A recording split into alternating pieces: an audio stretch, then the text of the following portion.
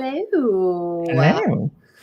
Good evening, everyone. Welcome to Dragonmount. I am Crystal, and this guy over here is my good friend Thom. That's me. Yeah, that's you. Oh, and Luna. Hello, Luna. You were awake a minute ago.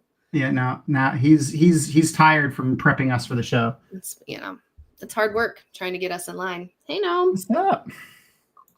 And we got a Glenn, and then a new name, Chronic Viking. What up, buddy? Hello. Welcome. I just want to say I've missed you guys. I'm happy to be back in the land of the sane people for a little while.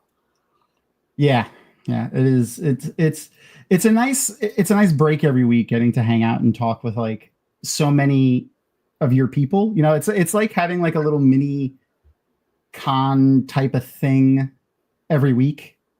It is. Like, it's nice. It's everyone there is like, your people.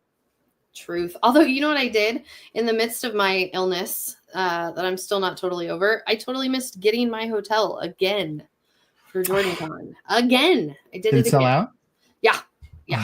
I haven't they'll open up more blocks yet, but I know I will get in there and stuff, but still, I'm annoyed.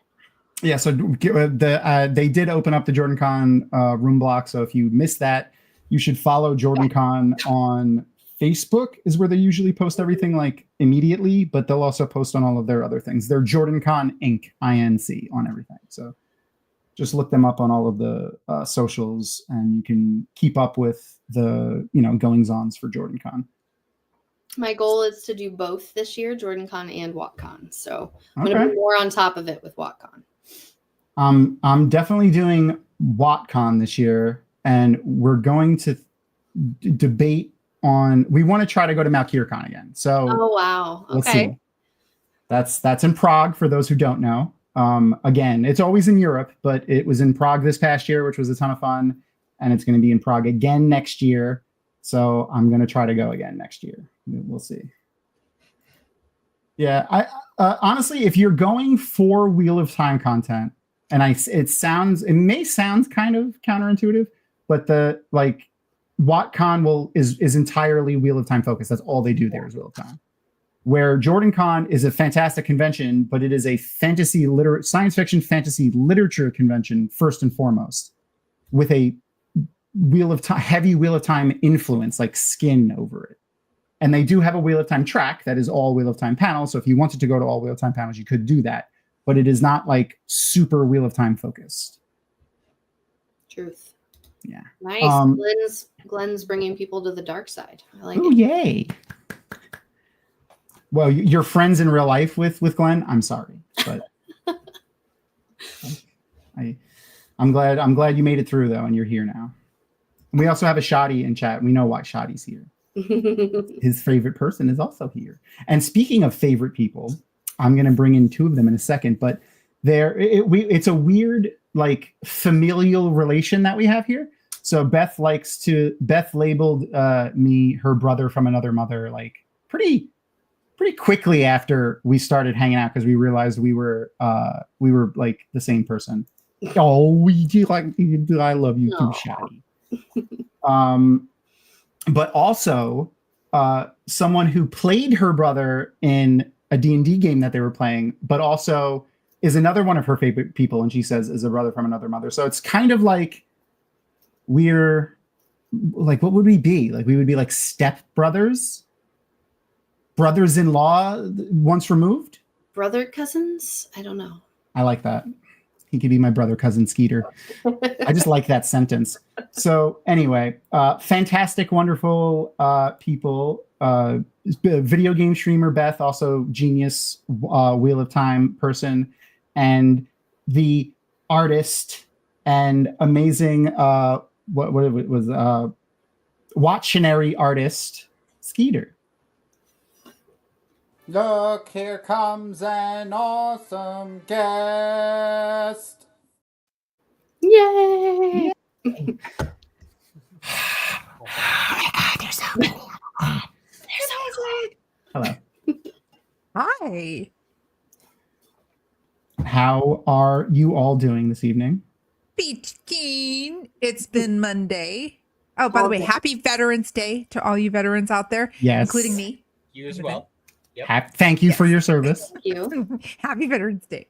Happy Veterans Day to me, she said. Rapunzel! To me and to all the veterans out there. Rapunzel, oh my God, I miss your face.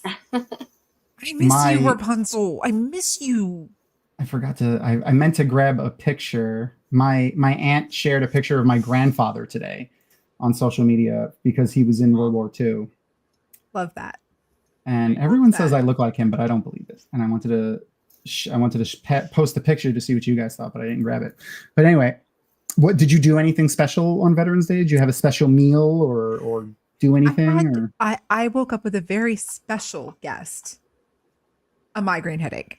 That is a very special guest. Which caused me to have to call in sick to work because I was going to have to work today. And then I went back to sleep for 3 hours and woke up and felt much better.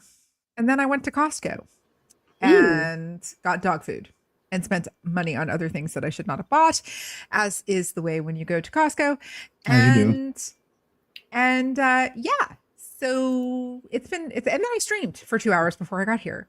So it's been a day. Yeah, I found Thank you for having me. Always. You're always welcome. You can come whenever the hell you want because we love you. I found the picture though. That's my grandfather from World War II. All right. I don't think it looks anything I like mean, me. he has hair in places you don't, and you have hair in places he doesn't. That's fair. The eyes are the same though. I can. You guys have the same eyes, and the nose is a little like your nose shape. The end of your nose is a little different, but the like the bridge part of your nose is very similar. So I can definitely see a resemblance there for sure. All right. He was a captain in World War II in Korea, and I think Guam. So was my grandfather. Cool. And the army. So with my grandfather. My grandfather and my grandmother got married at Port Lee, Virginia. That's cool. Like 1943, something like that. Yeah. My grandmother, if anyone's ever seen like Goodfellas, Henry Hill's wife. This is an interesting backstory, everybody. If you didn't know this about Tom, you're about to learn something really interesting. Well, Henry Hill's wife, like other than the drugs part, is very much like how my grandmother was. Big poofy hair, very, like obviously the woman was Jewish in the movie, but like my grandmother wasn't Jewish, but she likes to do the parties and host the events and do the things. The parties. Yeah. Oh yeah. Parties. The parties. It's not parties. I'm not from freaking Massachusetts. You don't park the car in Harvard Yard and go to a party and drink a beer? No one parks a car in anywhere in Manhattan because no one's right. Smart people don't drive in Manhattan. Okay. But yeah, so she didn't like traveling all over the place, especially being in like, middle of nowhere army bases. So he retired after like he got his 20 and retired. Definitely fair. Yeah. Hi, Skeeter. Hello. Who do you have there, Skeeter? This is Georgia. Kitty. Kitty. My Luna cam is always on because he's here, always making sure I do, do my work. He's correctly. Quality control, really. Yeah, he's the quality control. He's the boss. Yeah, I was just thinking I should have rigged up another camera and done a Georgia cam. I'm using my phone if that's helpful. I use IV cam, which is like you pay like $20 for a lifetime thing, and then you can it's pretty good. It actually works really well. But all right, so I mentioned before that you were Beth's brother from another mother through a D&D game. So in that D&D game, since we're watching Vox Machina and, very D&D oriented, what classes were you guys? Oh my God, we did 2 campaigns together. Were you One of them we sister were in both of twins. them? One of them we were twins, and they were kind of modeled after Cameron and Raceland from Dragonlance. Okay. Yeah. I was a paladin. Yeah, and I was a rogue. A rogue. I don't was remember. You remember what remember. your oath was? Okay. No, because once my stream started picking up, my streaming started kind of gaining traction. I backed out of the D&D stuff just because I didn't have the bandwidth to keep it up with. That's fair. Streaming. And as I said, streaming extraordinaire Beth. The links for Beth's link tree is in the description of the YouTube video, so go make sure to give her all the follows. Thank you guys. Thank you. Peter's wonderful art over on Instagram. The link to his Instagram is also in the description of the video, so go check him out too. I enjoy Skeeter, you used AI to create some pretty awesome pictures because we were doing the it The game was run by Jake from Okay. Wheel Reads. Yeah. And it was the campaign. I can't remember what it's called. But the Witchlight. The Witchlight. When you Oh, go, the Wild Beyond the Witchlight. yes. Yeah. And so we where go you through go a portal and we get turned into different animal based. Yeah, I don't know if that's part of the campaign or just something. Or Jake if that's something he did, I don't know. Anyway, I turned into an elephant person, which was amazing, and Skeeter turned into a tabaxi, a cat, which is really funny because the other campaign that we played together with Shelly, he was also a tabaxi. That's okay. And I was a half elf druid in that campaign, and Right. we were roommates. A Tabaxi paladin. Yeah. Wait, no, and wasn't your dual class necromancer? Because I was actually a warlock paladin. Warlock. There you go. There you go. But his thing was he didn't know he was a warlock. He just thought he was straight paladin. He just That's thought he was funny. a good warrior, like fighting for justice And he just happened to have a patron that was just kind of messing with him. yeah. The Raven Queen actually was his, warlock. Just the Raven Queen. Just the Raven Queen. Who will Anyway, see we had so season much 2. fun though. Skeeter is a top tier individual. And No spoilers for Beyond the Witchlight, because that is actually the game that I'm playing on Sundays in an in-person game. Yeah. It was super fun. Again, I just had to both of those campaigns. I just was consistently struggling with scheduling, and I just that's had D&D. to take a step back. Right, that's Welcome the to play arch D&D villain, as an right? adult. The arch villain of D&D is The big bad in all of the campaigns is scheduling and timing as an scheduling. adult. Yeah. So, but I haven't really hung out with Skeeter in a long time, so I'm glad that we're all here tonight. Well, so you mentioned Dragonlance before too. So like they just came out with the new 2024 Game Master book, which I got. It's not in the room though. Yeah. In it is Please don't Greyhawk. tell me. Yeah. It comes with a full Greyhawk map. It comes out of the book. It's pretty big. It's probably like 2 feet by 2 feet. It's got the city of Greyhawk on one side and then the whole continent on the other side. I need to reread all of those books because they were transitional foundational fantasy for me. In my late teens, I was obsessed. Fucking Gnomon Garden. I asked them what class is what class of choice are they for D&D. Classic Gnomon Garden. I love Dragonlance and Forgotten Realms, like early Forgotten Realms. Those were such foundational fantasy for me. And at the time, I had played D&D when I was like in my early teens in the 80s, and I was banned from playing it because was it the devil? There had been a 60 Minutes episode in 1985 about that. And I was like 13 years old. And I used to go down to the public library on the weekends, and I met a bunch of kids down there and they were playing and I got into it. My stepmother lost her crap. I can't cuss, can I?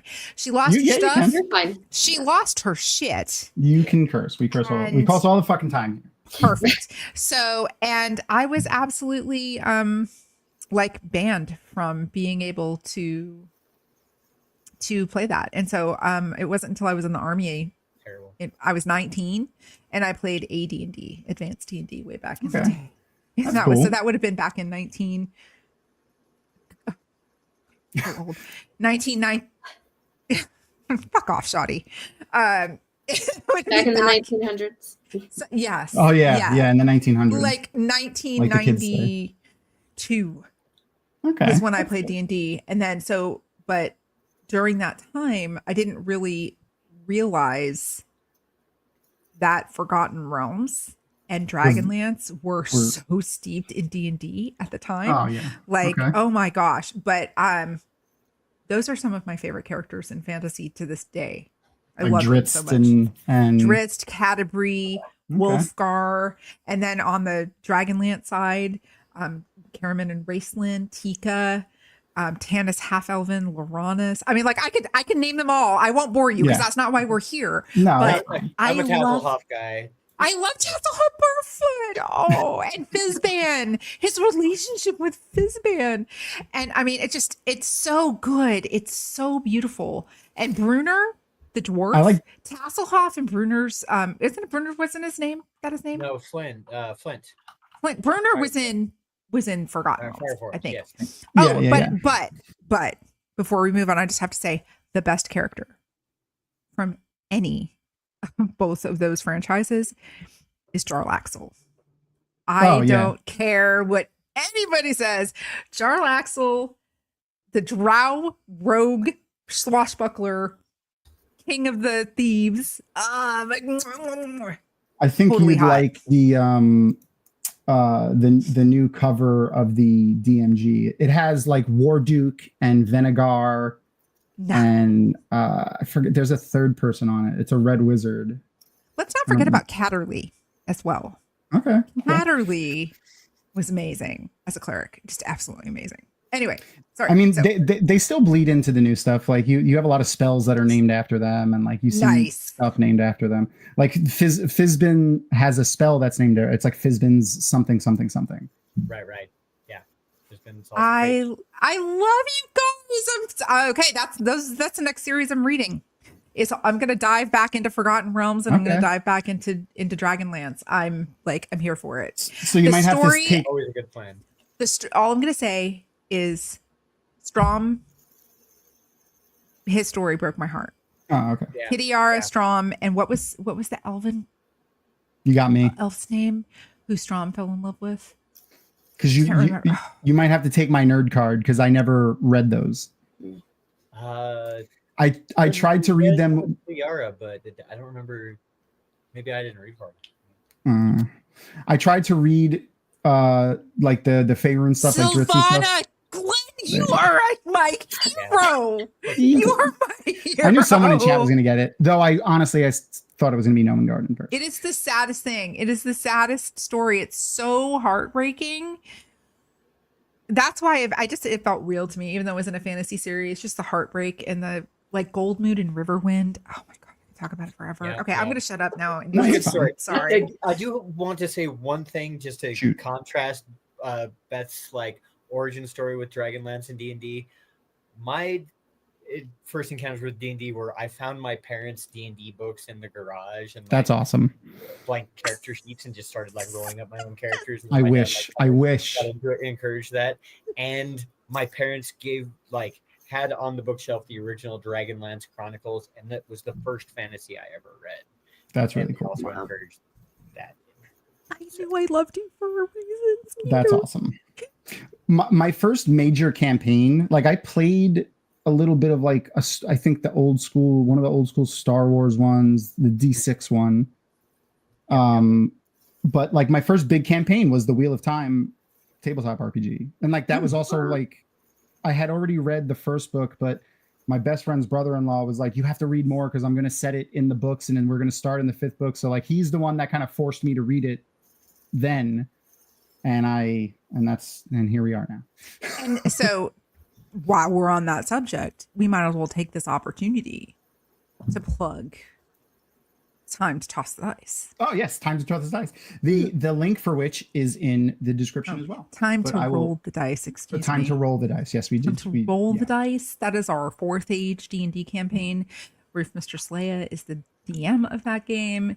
It's been kind of on hiatus for a while because of all of the conventions and travel and everything everybody's done. But yeah.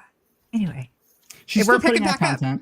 We're picking back up. We have our next session is in 12 days or 10 days, something like that. The 23rd, I think. 22nd, I think. 22nd. Yeah. Saturday before Thanksgiving. It's on the calendar. Yeah. Yeah. Anyway, so yeah. That's I'm playing a Ogier in that. And I am a human channeler who doesn't like to let people know they channel and went to the White Tower as a novice and refused to take the accepted test and left. Oh. It's a custom 5e conversion. Yeah. That Leia and I and several other people worked on, including like when we would make stuff for people's characters and classes, we would like talk like Beth, like we're like, does this make sense? Does this work with how your character is going to do things? And we would like kind of change the way the way magic works a little bit, and we added a little bit of a Wheel of Time skin over it. The idea was to make it feel like Wheel of Time and look like Wheel of Time without making too many rules and extra rolls and bogging it down with like crap. Nice. There isn't really a rule set that is like legible in order, but the idea to make it available is 100% on the table. But it would require us to like, go back through all of our notes in 12 different places and like write it up and stuff. But that's definitely been thrown around as something to do. Yeah. Just follow the Twitter and like the other things for once Twitter, explodes and into a fiery death, the other social media channels. Please. And you'll see it when we do it. Speaking of Wheel of Time though. Yes. I'm a bit of news that I mentioned last week, but I don't know if you guys know about it. So if you guys remember, they did the Robert Jordan auction of his personal books. So I got my delivery, which is sitting here. You won something. I did. So I won several things. This is the uncorrected arc of New Spring. Nice. Wow. And then I really wanted the uncorrected arc of Eye of the World, but it was like $1,700. So I got the Great Hunt, which I feel like is still, book two. That's usually my favorite book in the series, honestly. Great Hunt. Oh, okay. And then many comics. So many. I won all the comic books. Nice. So Congratulations. That's Thank you. amazing. But to update people on the other news, which was that the last box that they shipped was completely fucked up. Oh yeah. So like there was no packing material in the box whatsoever. And it was just a bunch of loose, I don't have one in reach, but like it was the New Spring graphic novel. So it's like thick. And it was like it was painful. 30 copies of that and a bunch of copies of those comics just in the box loose. No. Yeah. No. Oh, it was awful. He had a picture of it. Yeah. Yeah. And the box itself was just like one ply, not reinforced cardboard. So the box was like half destroyed when it got here. Not even corrugated. Not corrugated at all. And a bunch of the comics in it were fucked up. And originally they wanted me to ship all of them back to them and then just refund me. And I was like, no, I want to keep all of them. I just want you to do something. So they are going to give me a credit. And now this is the bit of news that I'm excited to share. I don't know if you guys know it yet. Skeeter might, because he was there last week when I mentioned it. I don't know if you know it, Beth. He said he would give me a credit for the next Robert Jordan auction, which is on December 19th. Nice. Okay. Actually. So okay. I have to reply to him with the exact amount of comics and stuff that are all messed up, and he's going to give me a credit for that. But he said he would give me like a graphic or something that I can use to like advertise it. So I should have that maybe by next week or whatever, but at least before the auction. So I went to Washington in August, over Labor Day weekend, to go visit Shadi. And Shadi lives in like a college town, and they had a used bookstore.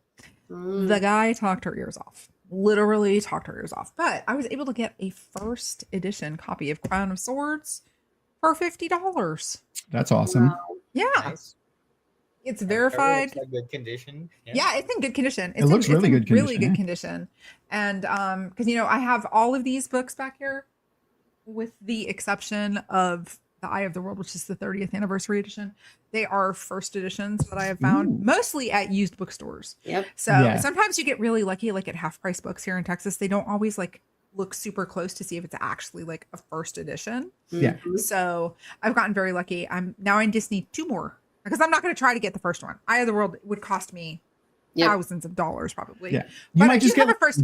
Actually, I do have a first edition paperback that I got. So it's not quite as good.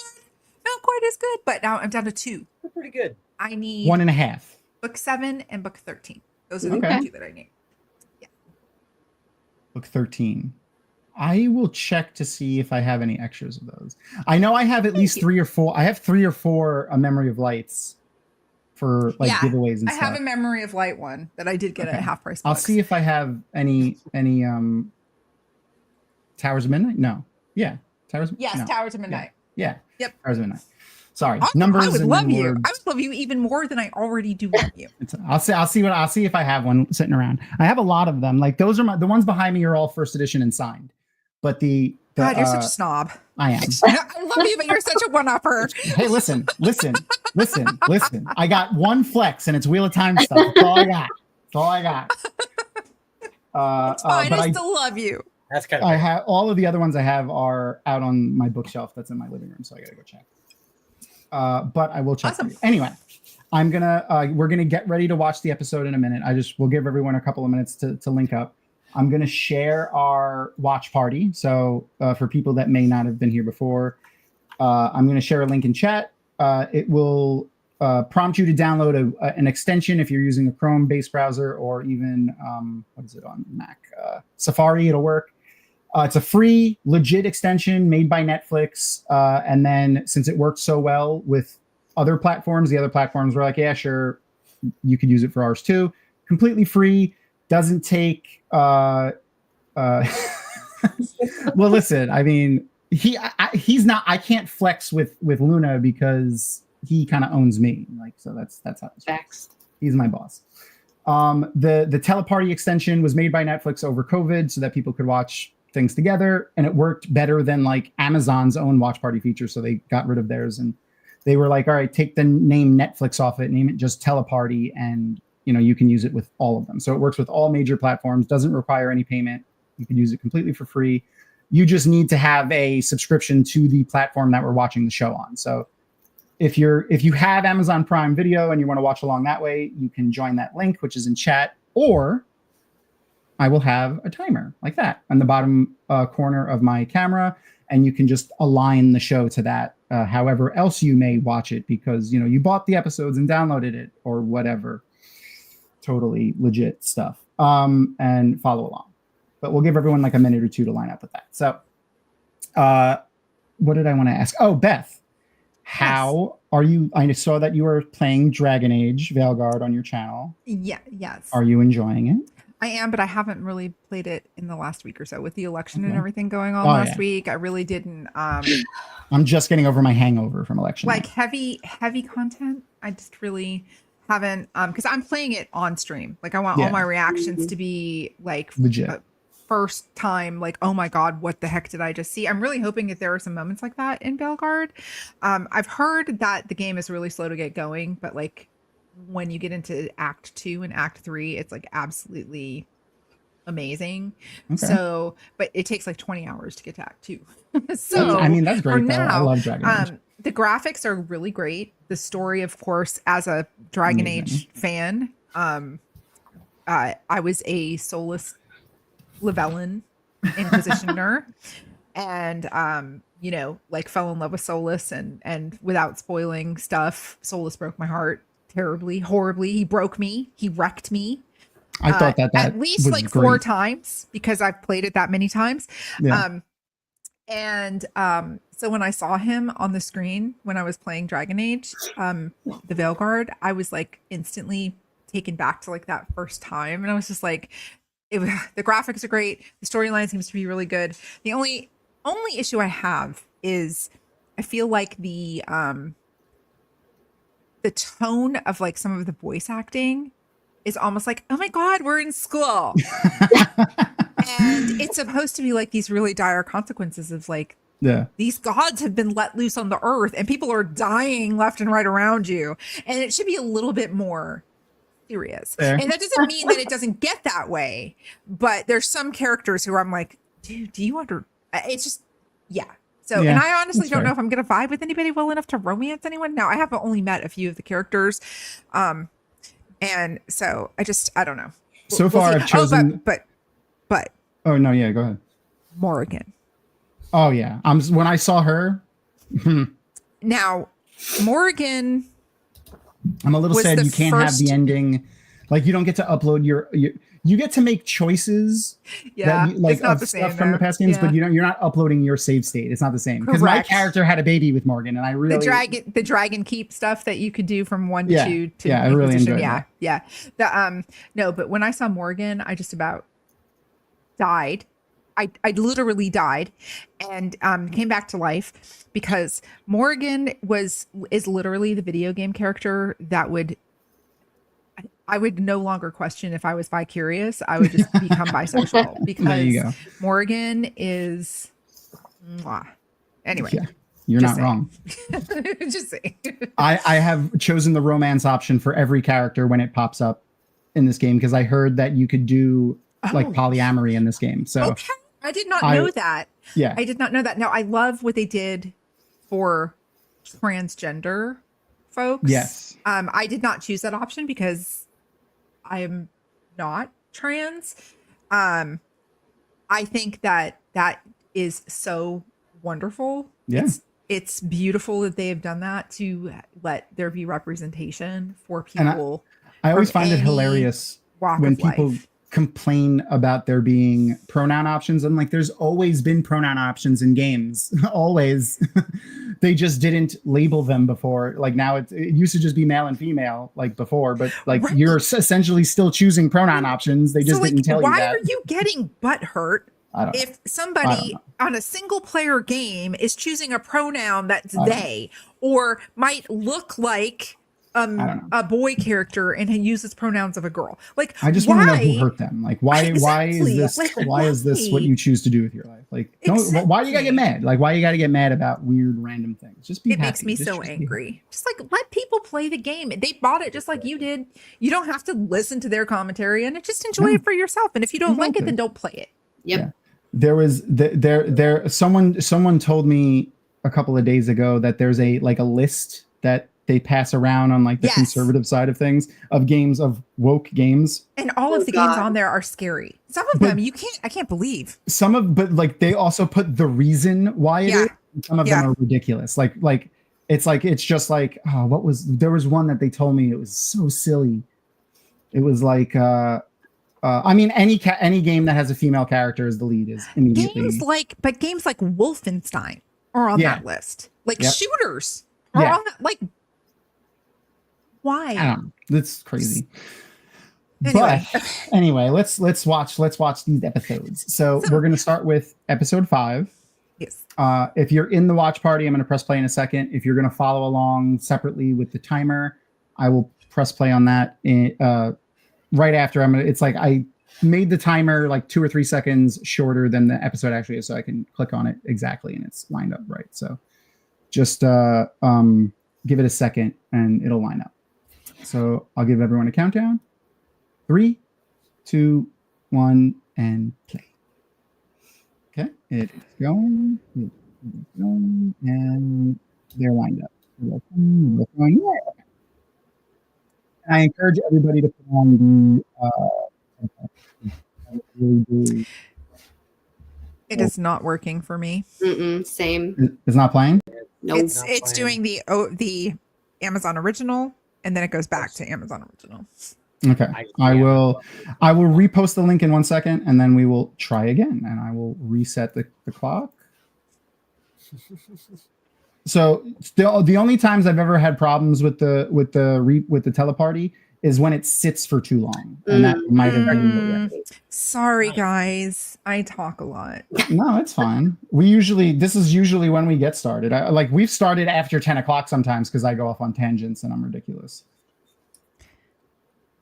So if you're in the party, just close it out and we'll start a new one and do another countdown and press play, because we can't do watch parties on Twitch anymore with Amazon stuff, because Amazon doesn't like to, I don't know, have people watch their content on a platform they own. Because they're jerky McJerk faces. Yeah. Yep. And something else that we talked about last week, again, you have to pay individually per account, no matter if you have a household or whatever for Amazon Prime, to have the ad free. All right, I'm going to share the link in chat again. This will be a different link, so don't try to click on the previous one. And we'll see if it works. It should work this time. It is on pause right now. So if you, when you do, I see people joining it. When you join it, it will just be paused on the Amazon original screen. So we'll see if it works when we do it. And I'll give people a countdown again. All right. I see people joining. So I'm going to do a countdown again and press play. So here we go. 3, 2, 1, and play. Ah, there we go. Yay. Okay. Like I said, I encourage everyone to use the subtitles and don't cheat, but if see if you can spot the Matt character. So do you guys know about this? So the animators for the show secretly made characters that look like Matt Mercer and put them into the episode. Now, Matt Mercer does voice a lot of characters in the show, but they made a character specifically that looks like him, didn't tell him about it, and put him in every episode of the show. He's usually getting screwed over in some way, and it's usually by the group, which is perfect for D&D. I'm a huge Matt Mercer fan. If I hear his voice in a video game, I stop and go back and talk to that person like 12 times because it's Matt Mercer's voice. So it's say you're a Matt Mercer stan. I'm a Matt Mercer stan. Okay. The first episode, he got peed on by Scanlan. Yes. Yeah. No. So that's usually what the character looks like. So look for a character that somewhat looks like that, but it's not the same character. He's also was one of the ghouls. They gave one of the ghouls that they fought or shades, I think they were, the ghosts that were like flying around the room and like killed a couple of the guards and stuff before they left the capital city. They made one of them have long hair, and that was Matt. But we'll see who they are. Oh my God, there's my man. You're a Percy? You like Percy? I love a nerd in a game. Percy is, oh my. It's especially great and again, it's especially great in season 2, but let me throw this up. If you have seen season 3, don't post any spoilers for season 3 in chat, please. We're just doing seasons 1 and 2. Full spoilers for season 1 and 2, so you could talk about later episodes, but nothing from season 3, please. But in season 2, he goes full nerd. So I love when there's like the episodes where he's talking to Grog's tribe and like trying to plan stuff out with them. It's hilarious.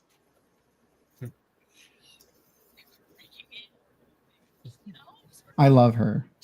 I'm a sucker for redheads and just in the first place.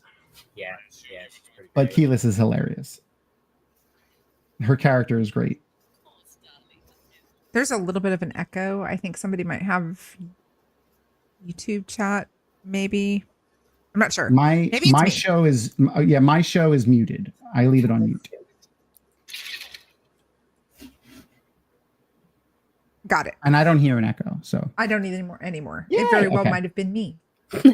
Grog is pretty might have fantastic. been me. I also muted mine at exactly that moment. So Gilmore is played by, oh wait, we can't see that because we still have Sunil Malhotra? Yeah, Sunil Malhotra. He has done actually like a lot of stuff. So I was looking him up and to see like where I remember him from because I was like, his voice is familiar. Starfield. But also, for everyone that has been watching our stuff for a while, King Boomy and Avatar. Oh. Yeah. And he was also a couple of characters in Legend of Korra, if you've seen Legend of Korra. But he's done a ton of shows. He's got a lot of credits. He doesn't do a lot of voice acting, but he's been in Grey's Anatomy and stuff like that. And I'm pretty sure, like every single other actor on the planet, he's been in a version of Law and Order. Yeah. Yeah. If you've acted, you must have been on one of those shows. It's true. Including my daughter, if people have seen those episodes when we've had Riss on. Riss is a author, artist, actor, stage actor, burlesque performer, fantastic person. And I stood in as their mother for a first sister ceremony, Wheel of Time thing, if you don't know Wheel of Time. And I am their mother now. And they send me Mother's Day cards, and it's fantastic. I love that. But they were on an episode of Law and Order as well recently, SVU. The most recent season of SVU, episode 9, I believe. They got arrested during a protest.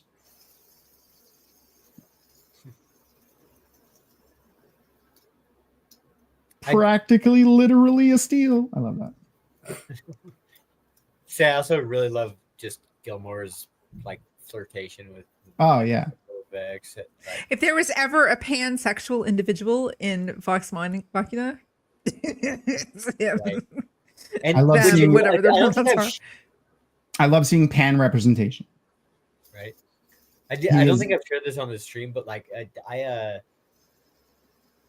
believe I started to watch this series and got to like this episode and like did not finish it not because I didn't like it, but because I'm such a completionist. I wanted to like go back and watch Critical Role.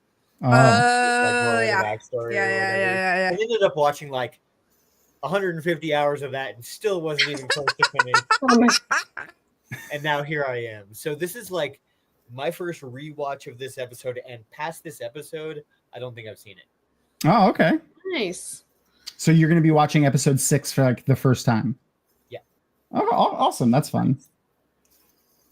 You're in store for some interesting things in episode 6. There's some fun stuff that happened in episode 6. Cool. I thought about watching it in preparation for tonight, but I did not. So Yeah, it's fine. Real life happens, but it'll be fun. And it's not like you're, super invested, like, oh, I can't be spoiled for anything. Right. Yeah, and like I know most of the stories, so that's one interesting thing about watching. There you go. Like, Did you watch the Critical Role stuff? Yeah, I've watched a lot of it. Like Okay. again, like literally like 100+ hours of it or something like that, of like the long form ones, and yeah, way past this stuff in their storyline. So everything clicks, everything's familiar, but That's funny. but it's obviously a different format and adapted. Yeah. That's funny, Glenn. Yeah, no, she's a half elf. I could see why you would think that though with the horns that she has. But that's a good point. So what you bring up though is one of the reasons why I was kind of excited to do the show. Like other than it's a good show and I love all the voice actors that are on it. But we have watched a lot of adaptations. Yeah. On our thing, but we've seen book adaptations of live action to cartoon, adaptations of cartoon to live action, all kinds of stuff. But Sure. This is such a unique adaptation where they took a live, not just a live play, but like the private D&D campaign also of Matt Mercer, Mm-hmm. a lot of elements from it and the live play and made a TV show out of it. So it's a really interesting kind of dynamic that they have for the writing of this show. And I encourage everybody to go and check out like the behind the scenes videos. I shared them in the first episode. So if you go back to the first episode of when we started this, it should be in our descriptions. If not, I'll put them in the descriptions of this one when we're done. But if you just put behind the scenes Vox Machina, you'll find it. When they talk to the writers, the writers talk about sitting down with not only Matt Mercer, but also the voice actors, because the voice actors wrote the backgrounds of all their characters because they were their characters in their D&D game. Like, so Can we just talk about Ashley Johnson and Pike? Oh my please? God. So good. So for those, just in case anyone isn't like super up on who everyone is, where's the Ashley Johnson one? And Laura Bailey. Just Where's Ashley? There's Ashley. So Ashley is playing Pike, our gnome. Ashley was also played the mom of Ellie in the Last of Us Last TV of Us, show. yeah. She's Well, also she was the originally voice Ellie, actor yeah. of Ellie Yeah. in the games. But she got to play Ellie's mom in the TV show. Yeah. It was funny too, because it all kind of happened at once. So it was like they remade the character of Ellie in the game, like with the remastered version, to look more like Ashley Johnson. Well, they also, because they looked too much like, at the time, Ellen Page. Yeah, Ellen Page. Yeah. At the time, that was Yeah. Ellen Page. Yeah. Yeah. And that was like an accident. It was an accident, but Yeah. there was too much. Yeah. So with each remaster of T-Lao that's come out, They've slowly made it more and more looking less. Yeah. God, I'm such a nerd for video games. Hey, listen, so am I. I wish I could consistently stream them more, but my brain doesn't allow me to do that. I am also playing Veilguard right now. I'm Poor also not that- Scanlan. I know he always gets the blind.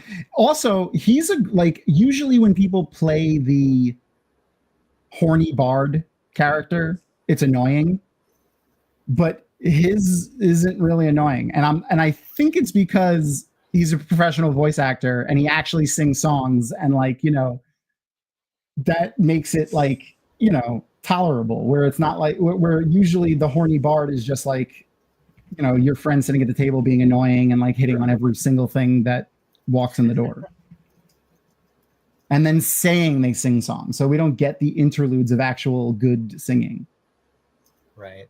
And Yeah, well, Caleb, and let's Crystal Will go. Design This is where we see Caleb just. Yeah, she does let loose, but Grog did tear one of them in half. Grog smashed. Yeah. Grog ripped. Him. Grog tore. I do prefer bearded Grog though. Mm.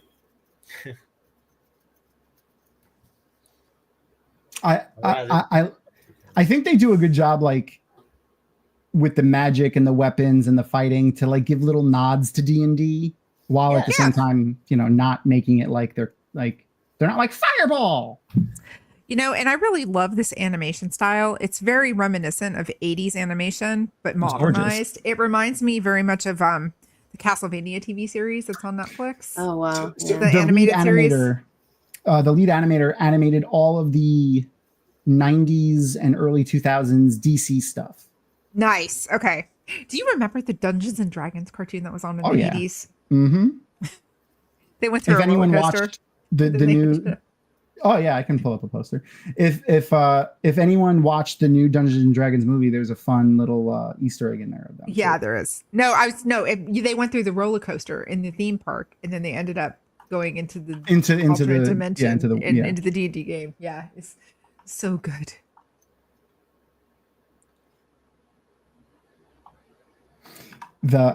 So for people that don't know, when they do, if you've seen the Dungeons and Dragons movie, they do the arena scene. They're one of the other teams in the arena.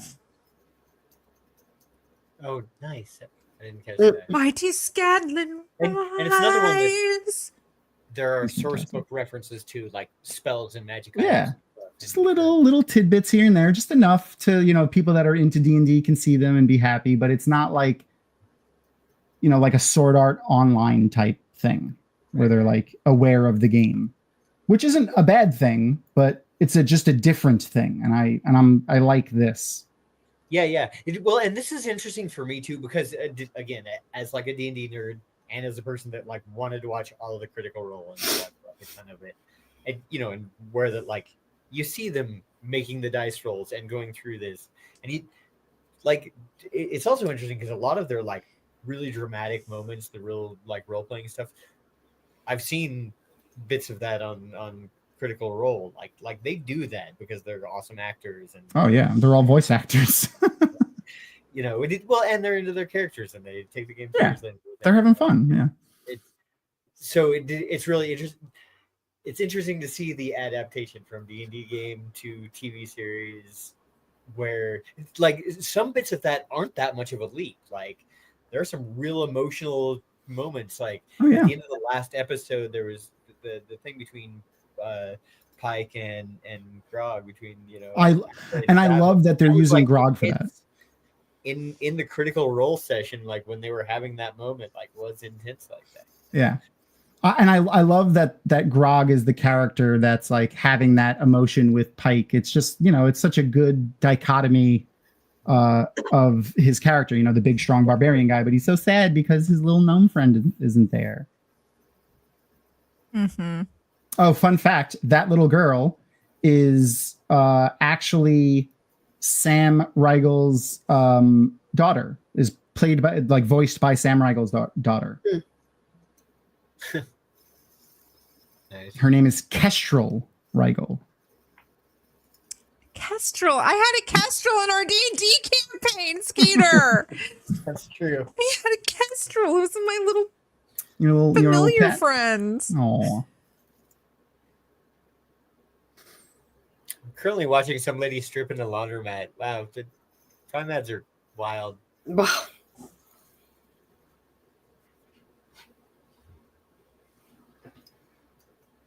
What was that? He's watching. He's got An ad. Oh, you got an ad. Okay. I was like, what happened? I was like, did someone say that in chat? I was like, what's going on? Yeah, so I have ad free, but it doesn't give you guys ad free. So if you get an ad, just catch back. If you're watching in the watch party, it should catch you back up. It should catch you back up. But if you're following along, that's why the timer's there. Luna glared at you and said, "Get it together, Tom." I know. He always is glaring though. He just has resting, angry at me face always. Even when he's sleeping. Like, look at him. Look at him right now. Look at him looking at me. Quit bugging him.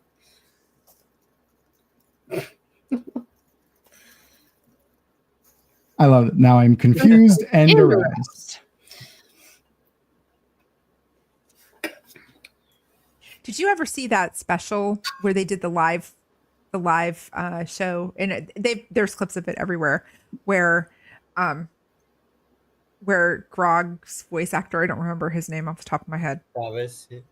He got 2 nat 20s in a row. And No. he was like, "Oh my God, I'm going to find it and send Travis you the Willingham. clip." Yes. Hold on a minute. I'm going to find it and send you the link for it because you should play it because it is epic. It is so good. Send the link in the private chat or Discord. Yeah, I will. And I'll play it when the episode's over. The like subtle love interest stuff that they do too is fun, and I like that they built on it like a lot. They built it up a lot through season 1 and then kind of let some of it come to fruition in season 2. Like I like that they didn't rush it. They give you the idea that these characters have a little bit of a backstory and a little bit of like, past stuff that went on, but like nothing truly romantic yet, but you could see that they're interested in each other. Here's another fun character.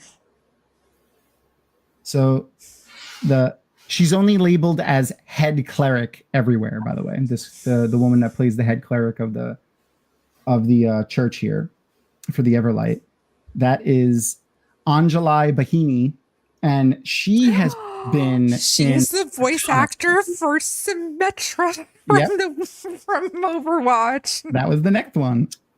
There's actually several. No, that's fine. No, that's good. I was going to see if you knew. There's another one too in the next episode. We'll see if you could spot that one first. She's also done a ton of stuff. Like she's been on Critical Role before. She's like as a player. She's in Ninja Turtles, X-Men '97, a ton of other video games. She's pretty prolific.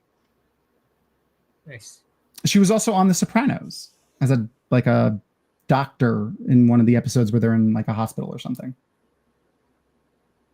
I just sent you that link, Tom. The clip is about 4 minutes long. It's not really long, but it's worth watching. It's so good. We'll watch it. We'll watch it after the episodes are over. Before we do your interview. My interview. Oh yeah. I forgot about that. I didn't forget about it, but Yeah. Well, we're gonna shh. It's okay. Go to sleep. And then her face immediately. So, sorry. It's all right. We're going to subject you to it anyway. It's an interesting way to kill something. I can't identify what that monster was at all. I actually haven't watched all of Critical Role either. Like I've watched smatterings of episodes here and there, and here we go. This is like I like how they put like a sex scene in the first 3 minutes of the first episode just to let you know that this isn't like a kid's cartoon. I just wanted to get that out of the way right off the bat.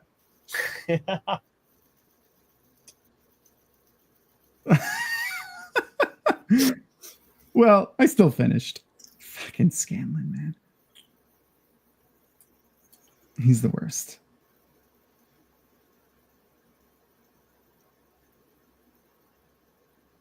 That's real bad luck there, Skeeter. 2 nat 1s in a row. And it was only the culmination of the whole fucking scheme of the entire thing that we were doing. Like, I'm like the most persuasive dude, and I was gonna talk our way out of the thing. Nope. As it always happens. So you're the face of the group, as one would say. It's accidentally sometimes. I'm the worst choice because that's the one where I'm the Tabaxi paladin that uses. So go ahead, Skeeter. I did it anyways. I got talked into doing the thing, and I talked my way into the thing, and then I just like totally failed at it. So many dice! Yay! I have these. They're so pretty. And Oh no! Making a mess. and then Nice. I have all of these. That's a lot of dice. Ooh, I like the purple.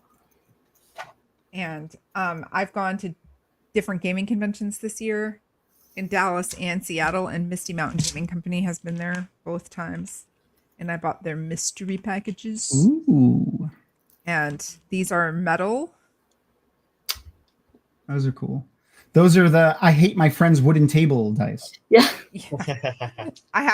These are actually like my brand colors for my Yeah, streaming. that's true. That's So true. Yeah. That Blue and was white like or blue and silver. fortuitous. And then I also got these liquid core. Those Or are hollow, cool. the liquid, like when you shake them, they. Yeah. I like those. It's hard to tell on camera, but they do have. And then I got these at Jordan Con, my first Jordan Con that I went to That's fun. from one of the vendors. Yeah, there's And- always vendors that have like a lot of really cool miniatures and dice there. And these don't look they have to be in the sun to do justice. I ordered these from a TikTok creator, and they are beautiful, but they really don't do justice unless like you're out in the sun. And Okay. then these When you play are D&D in the park. hollow core Ooh. metal dice. And then If you're watching on the watch party, it should catch you back up to the same spot that everyone is at. Yep. and then these Yeah, are usually just meteor. What you haven't seen. They call these meteor That's dice. crazy. They're also metal. They're really cool. That's really They're hate metal my as friend's fuck. wooden table Yeah. dice. Yeah, no, I would never use them. And then this is just a generic die set that I bought at my local gaming store. I like purple, so that makes me happy. Same. I love Purple is my favorite color. and I have dice that went everywhere. Okay, wait. Oh no. Oh, by the way, the Matt Mercer lookalike character in this one is a blink and you'll miss it character.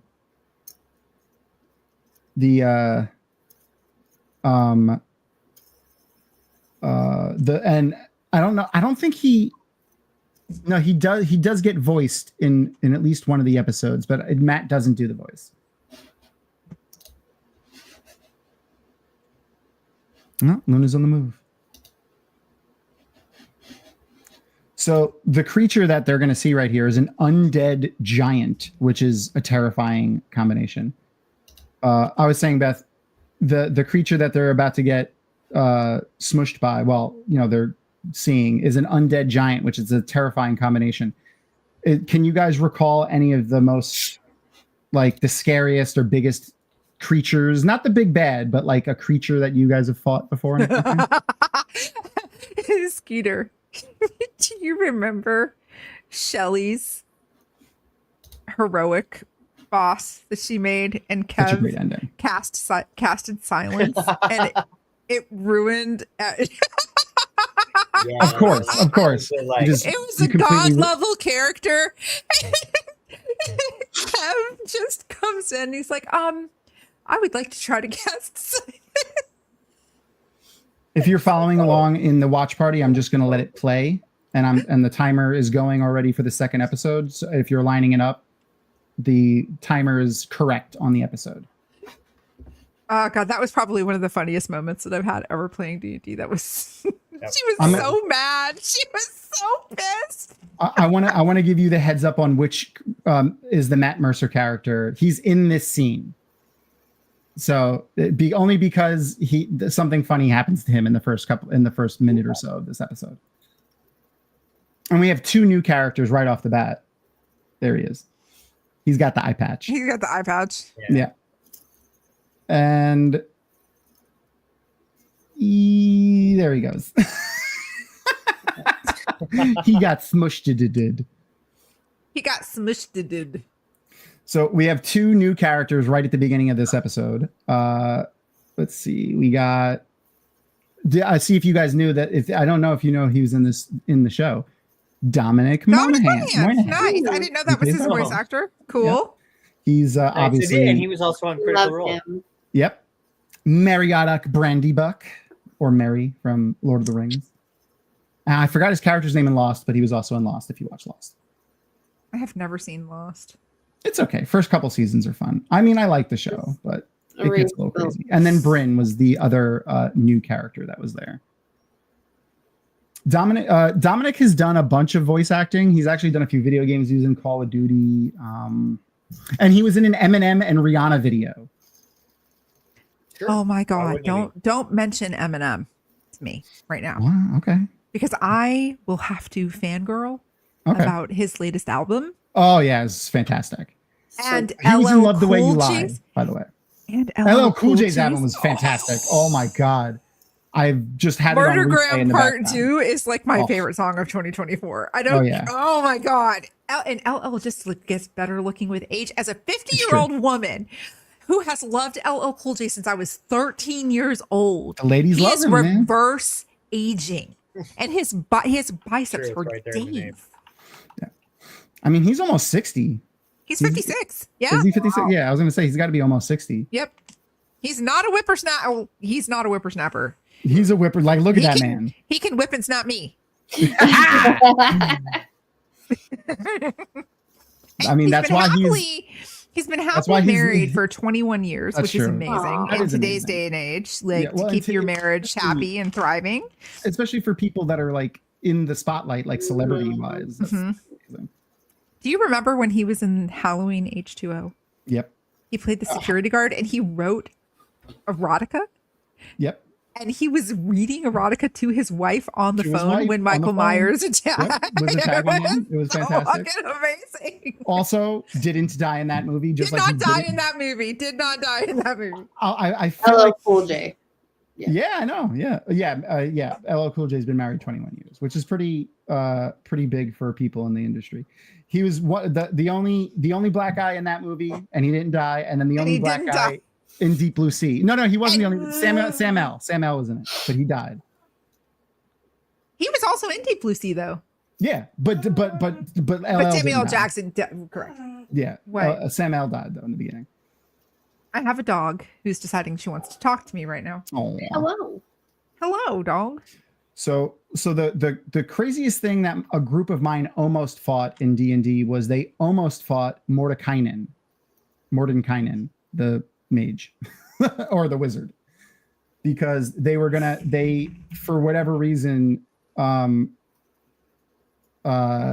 they were meeting him and they thought that they were going to like get one up on him or try to get one over on him, and they almost got themselves killed.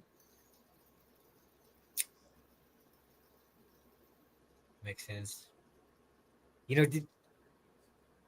I guess I did have kind of a similar thing recently. Our group, we were traveling through the Arctic northern forests and encountered a hut that sprouted chicken legs, and I thought we were all going to die. We fought a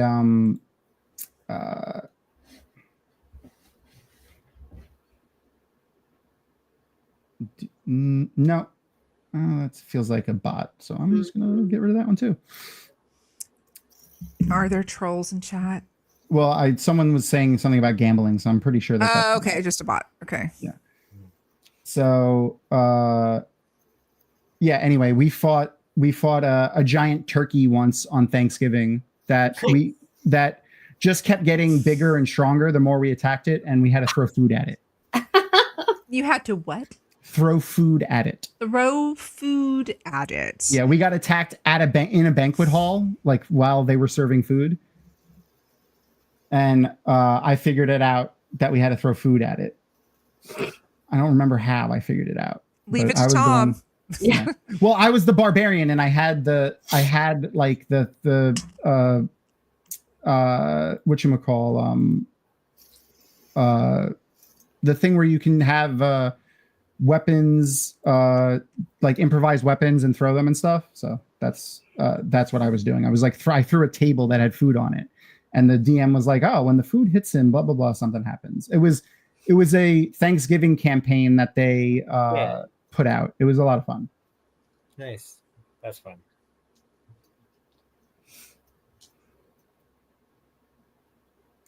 I threw a ham at it. I did throw a ham at it. Oh, that's good. Looks can be deceiving. We're going to meet another fantastic character soon.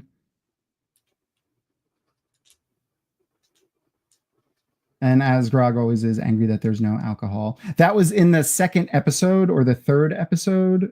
Matt's character that they drew him into it was one of like a guy on the street that was selling mead, and Grog just reached behind him and stole an entire keg of his mead and was drinking it. And that was how they screwed him over in that episode.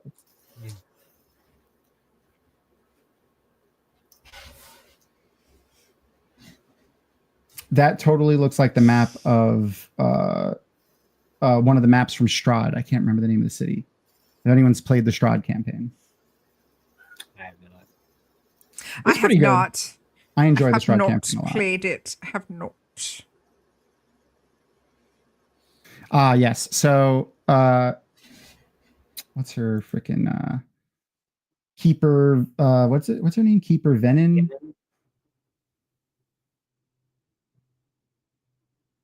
Can't remember her name. Whatever. The woman that's the keeper that's there. Yenin. Keeper what is Yenin. It? Yeah, Keeper Yenin. There it is. Oh, thanks, Skeeter. You said it. Gina Torres. That's Gina Torres. I love another girl crush I have. Oh my God. Zoe Washburn. If you show her from Cleopatra 2525, I might need to die. I haven't thought about Cleopatra that. 2525 was like the 1990s. It was right after she did her little stint on Xena or Hercules back in the day with Kevin Sorbo. Yeah. She had a bit part in there. I can't remember what she did, but then she was on Cleopatra 2525 and it only lasted like 2 seasons and it was amazing. It was like, oh my God, you're not wrong. I've clearly been bi-curious for my entire life, but I have never wanted to admit it. That's fair. I mean, I got you.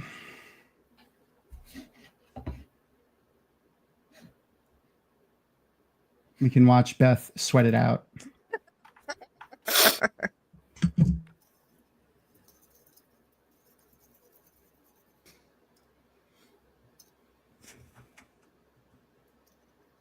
There you go. Gina Torres, wow. Circa 1990, whatever. 1997, 1998, maybe? Huh. Yeah, she was amazing. I don't know what this is, Beth. Do you know what this is, Beth? No. Okay. I don't. That feels like... Mm-hmm. It feels like another, we should get rid of that person. Yep, for sure.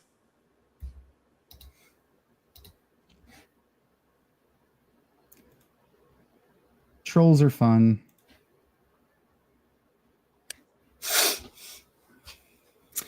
But yeah, I could drool over her all day. In any form. Gina Torres is fantastic. She's done a lot of voice acting too. I think she's got like more than 20 some significant voice acting credits. Yeah, like she's got more than 20. She was in a Destiny. She was in Destiny 2. She's been in a bunch of Star Wars. Oh my God, yes. I loved her in Destiny and Destiny 2. She's fantastic in everything she does, to be honest.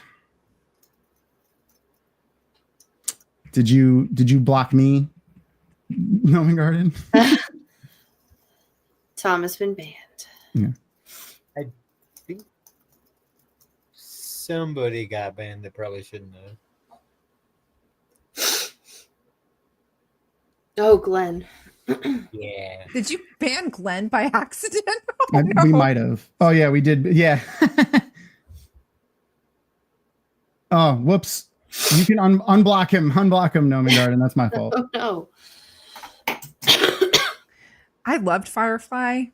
It's just a shame that Joss Whedon ended up being such a fucking dickhead. Yeah, I know, man. Oh, like, it's so frustrating. Like, I don't know. There we go. Sorry, Glenn. That's my bad. Love you, Glenn. We love you. Sorry, Glenn. I brought trash with me. It's okay. Unfortunately. I'm used to taking out the trash. I'll take them out all day. It's fine. Normally Shoddy does it, but you know, we're guests here, so That's Right. fine. I can Aaron! get Shoddy can Hi, have Aaron. mod privileges whenever he wants them, and I can just give them to him now. How did they get back already? Listen, I just want to say I'll ban him in a second, but like seriously, who hurt you? yeah, just ban Elsa, please. Just ban Elsa. It's the ultimate troll who has nothing better to do with their lives, but you know. Hi, Elsa. Bye, Elsa. Yeah. Get therapy. Get therapy. I don't That's all understand what they get from it. That's just it doesn't make sense to me. If making other people frustrated and uncomfortable and upset gives you like excitement, seek therapy.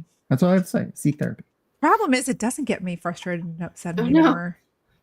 It did at first. It did Yeah. at first, but Well, it I doesn't mean, get me frustrated and goal. upset. That's your I mean, I'm goal. kind of flattered that they are going out of their way to try to like troll me no matter where I show up on the internet. Thank you for the engagement. I mean, I'm glad I'm that special to you. Like, You're living rent free in their head. Well, you're pretty Ex- special. right? I mean, I know I'm special. I know I'm amazing, but yeah. So that person's so fantastic. They spammed my Overwatch chat in whispers while I was streaming, saying that they created deep fake porn of me and my daughter. That's why the other person came in and said, "Greetings to your daughter from Pakistan." That's all Elsa. That's Elsa or one of Elsa's friends pretending. Okay. Yeah. So I just don't understand why people feel the need to do that. I don't either, but it's fine. It's fair. Yeah, be judged by the list of your enemies. That is a great statement. I've heard that before and I don't know where, but I'm going to give it to you, Noman Garden, because you're pretty fantastic. And if Beth is on the list, like, then there's something wrong with you.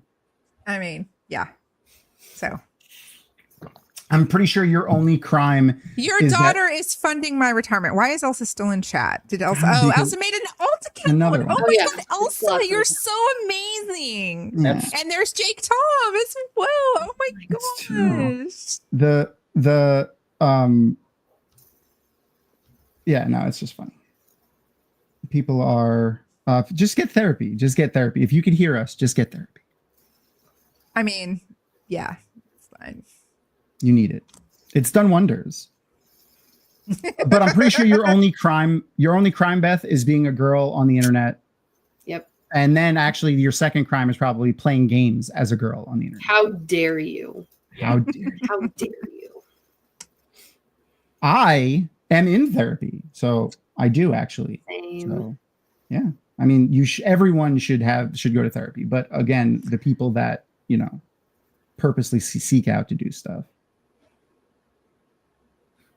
Yeah, Furry Gamer and Side Deck also need to be banned. Sorry, Yeah, guys. I'm so sorry to invade your okay. kind, loving space. It's amazing. Like, I'm entertained. I mean, seriously, it's like It's giving me unique viewers every time they come in. Yeah, Every time they make a new account, I get another the unique viewer. engagement is Good point. such So a I'll keep point. banning them. They'll keep making accounts, and I'll keep getting unique viewers. So it's fine.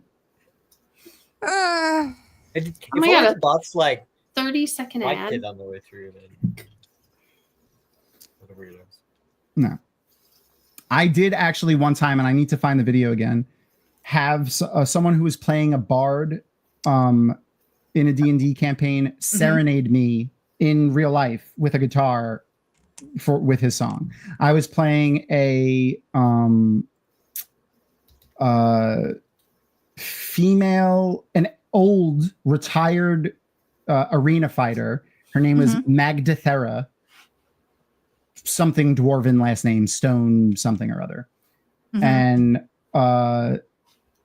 he serenaded her with a song, and we were doing a live stream like a long time ago, Yeah. and I have the video somewhere. I got to see if I can find it.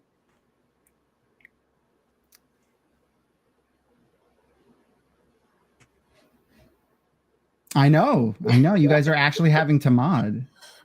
Usually everyone's really cool. Yeah. Sorry, guys. Love you, mean it. Yeah. It's true. I mean, I've only had to ban like before tonight. I've had to ban like 4 people, like 5 people. Well, here you're only having to ban 2 people. They're just using the Over and over and yeah, over. they're just Yeah, making it's fine. yeah, I'll keep exactly. getting the unique views. That's fine. Keep giving me them. I'm gonna have a spike in unique viewers tonight. It's gonna be great. I'll let them do their job. I won't try banning anyone anymore. You guys got it. You guys are on top. Yeah, of it. please don't ban Glenn again. We love I won't. Glenn. I won't accidentally do Glenn again. I'll leave it to you guys. Also, You guys got it. Glenn, can you please DM me again on what the adaptation next season for The Expanse that you were talking about that you were going to start after the beginning of the year, because I need to circle back around with you on those because I forgot. Love you, mean it. Thank you. They're paying to troll. Oh, well, I mean, listen. Never. I don't know, man. I don't get it. If like you're spending money now too, like people are crazy, man. I don't know. Oh, they're anti-trans and anti-gay. That's what it is. Oh, who hurt you, or are you closeted? Is that? It's usually one or the other.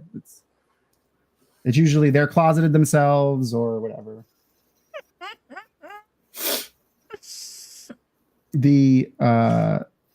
This character. Here we go. So, what is it? Stonefell is his name. Is it Stonefell? Robin, The Expanse is my second favorite science fiction show ever. There you go. Stonefell is played by Darren DePaul. Do you know who he plays in Overwatch? Wait a minute. I know, but I don't know. It's not Reinhardt. Are you sure? Is it Reinhardt? It's Reinhardt. Yeah. He's got a ton of credits for voice acting. Where is it? Darren DePaul. I wrote it down. I mean, I love him because he was in the Old Republic Star Wars MMO. He was Valkyrian. I know you love that game. Yes, I know you love that game. He was the leader of the Sith Empire. He was like the emperor of the Sith Empire. He was pretty cool.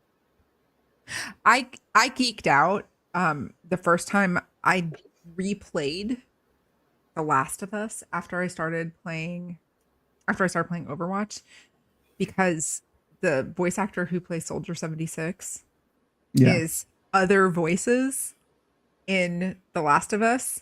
And he was mostly like human henchmen. Additional voices. He was like mostly like human henchmen, like that you would come across, bandits and stuff like that. And the first time I heard his voice, I was like, oh, wait a minute.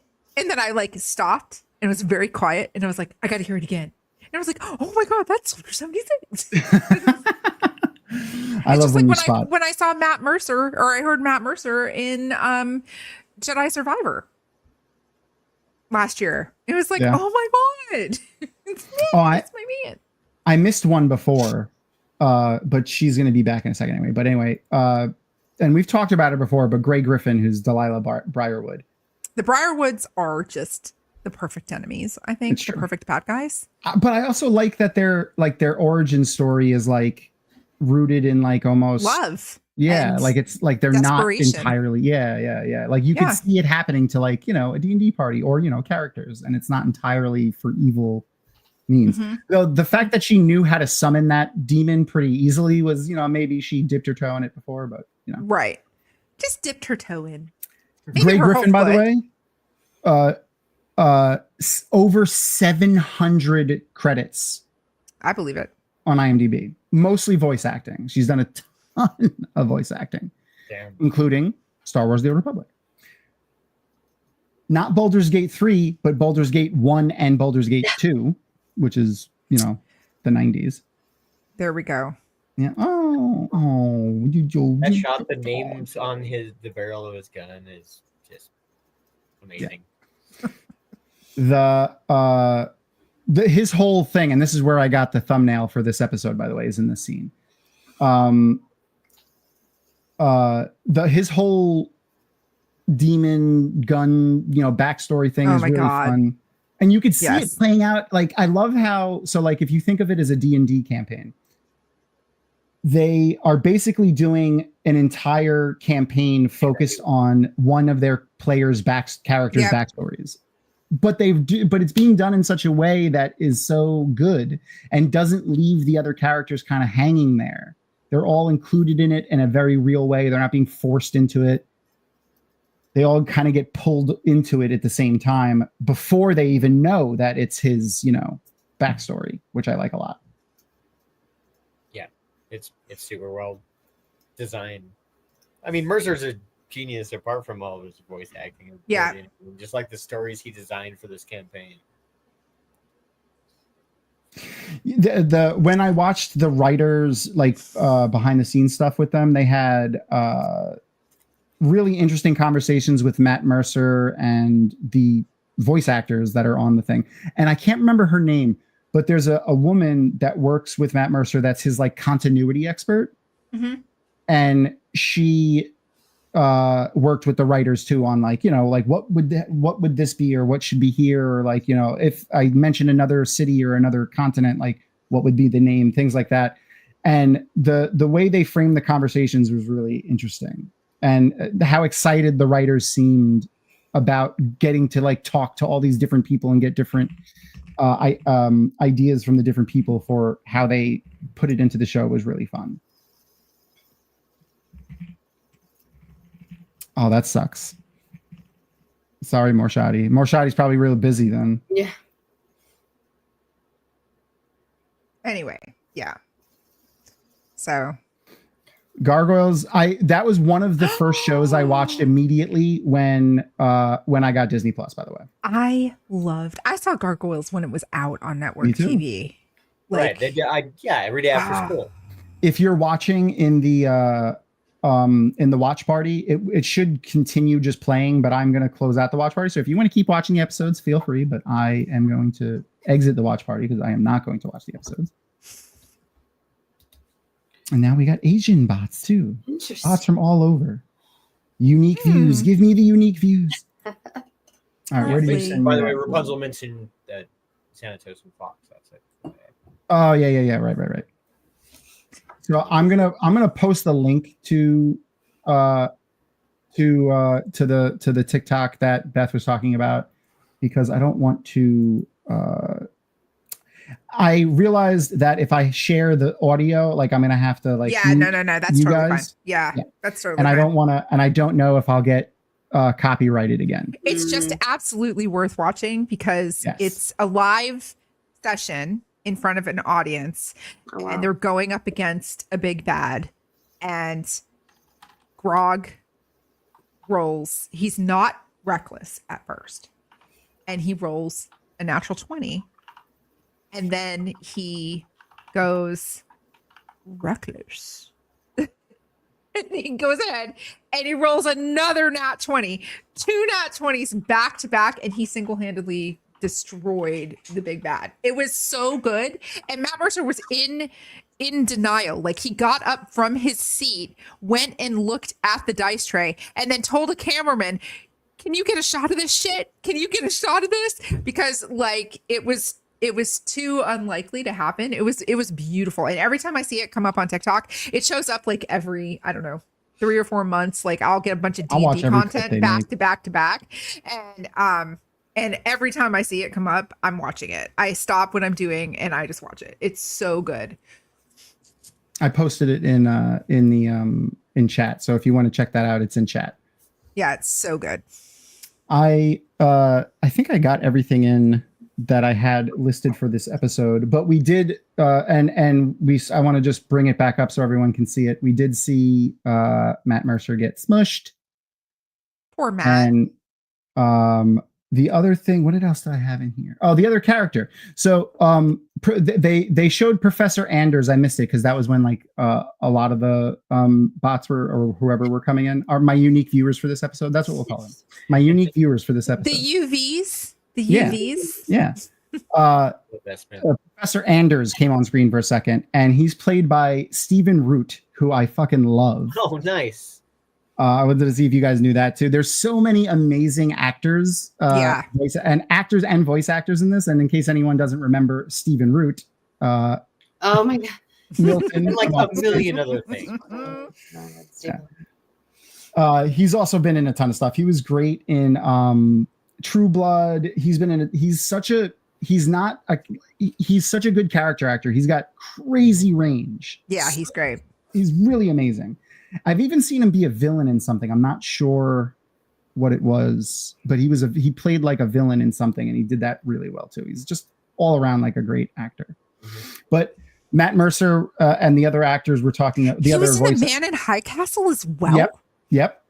That is one of the most underrated sci-fi shows of all time. I love that show. It is so excellent. That show is. Wasn't he the man in the High Castle? Yeah, he was the man in the High Castle. Yeah, he was the man in the High Castle. Yeah. Spoiler alert for the show that came out 12 years ago. Yeah, right. Exactly. Great show though. Which I'm gonna get around to watching. I have one so on good. Red Swing Lines. You've never seen Office Space? It's quite a bit different than the book, but it's still excellent. It's still. Have you never? good. Wait, Skeeter. You've never seen Office Space, or have you never seen Man in the High Castle? I've never seen Man in the High Castle. I've seen Okay, it's very different than the book, but it's still Office good. Space down the street from where I live. That's funny. Next town over. Right, that's Philip K. Dick, right? Yeah, I think so. 90% sure. But before we end tonight, we're gonna go into our separate segment where we do our Inside the Dragonmount studio interview with our guest, which we were going to do with Beth, since Skeeter has done it already when he was on. That's what you did it when you were on with Tree, right? Me, no, it was just Was it just you? I don't remember. Me and Crystal? Oh, that's one of the ones I missed when I was in I think it was Europe, when I was in Europe. Yeah, we did an episode of Fallout. Yes. I missed like 2 episodes of Fallout. It's such a terrible excuse to miss your own live stream going I to know, Europe oh my for God, 2 weeks. Bum. And touring around Europe and hobnobbing with Guy Roberts and folks like that. Like, and a couple of the stuntmen that have been stuntmen on Wheel of Time as well. Like you're such a I may show, have Tom. went to a private whiskey bar with them and stayed there until they closed such it. a show. Jeez. Such a shill. I'm a shill that gets paid nothing, by the way.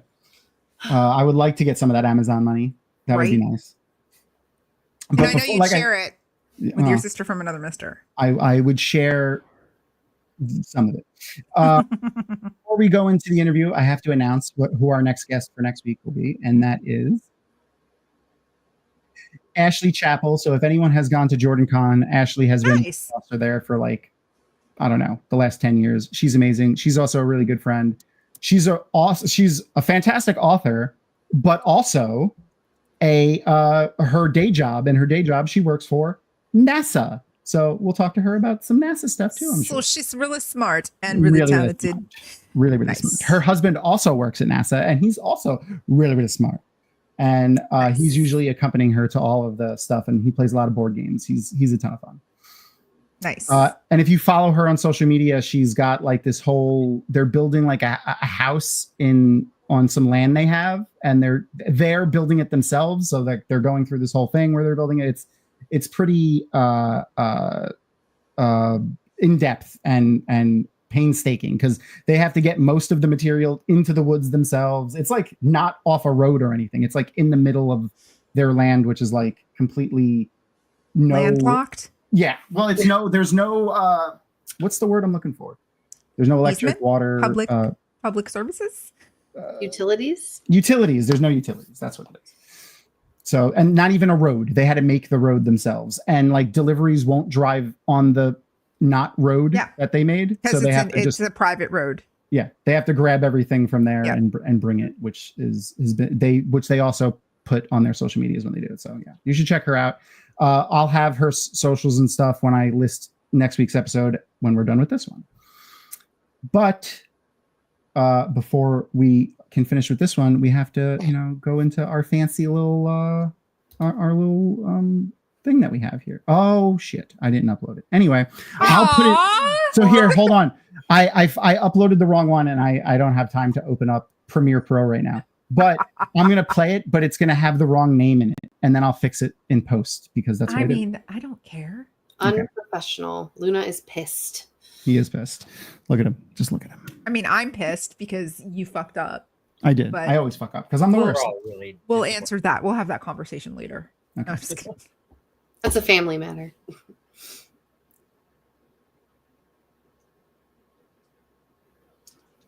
Oh no, hold on.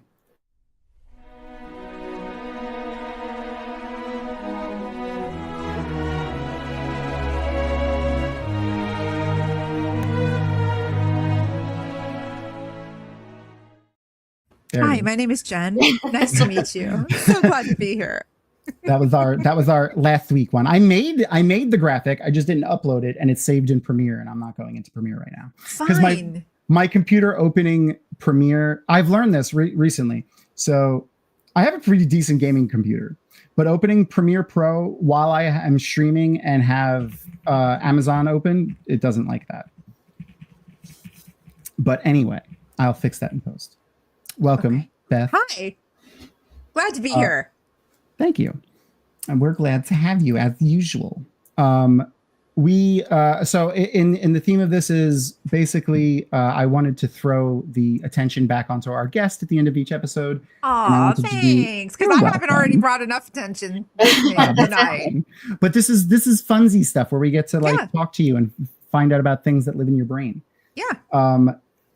And I thought of like my favorite interviewer, which is James Lipton from Inside the Actor Studio. If you haven't seen any of that, you should Google it later and look at YouTubes of it because it's fantastic. But I outright stole some of his questions, which are like the first within the first 5 questions.